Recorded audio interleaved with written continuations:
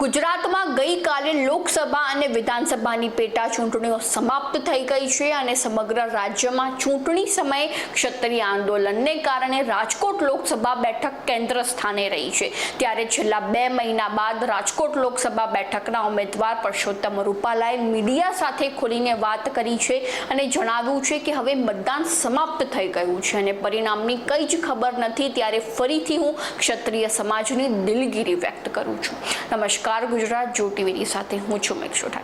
ગુજરાતમાં ચૂંટણી પૂર્ણ થયા બાદ પહેલીવાર પરસોત્તમ રૂપાલા મીડિયા સામે આવ્યા હતા અને આ દરમિયાન તેમણે પોતાની મોટી ભૂલનો સ્વીકાર કર્યો હતો અને તેમણે જણાવ્યું હતું કે આવી મુશ્કેલી મેં 40 વર્ષની રાજકીય અને સામાજિક કારકિર્દીમાં પહેલી વખત જોઈ છે, પરંતુ તેના માટે માત્ર ને માત્ર હું જ જવાબદાર છું। પરંતુ માણસ માત્ર ભૂલને પાત્ર એવું સમજીને ક્ષત્રિય સમાજને વિનંતી કરું છું કે મારી દિલગીરીનો સ્વીકાર કરે। તેમજ પરસોત્તમ રૂપાલાએ ક્ષત્રિય સમાજનો આભાર માન્યો હતો કે ગઈકાલે તેમનો જે શાંતિપૂર્ણ વ્યવહાર હતો તેને લઈને ક્ષત્રિય સમાજનો હું દિલથી આભાર માનું છું।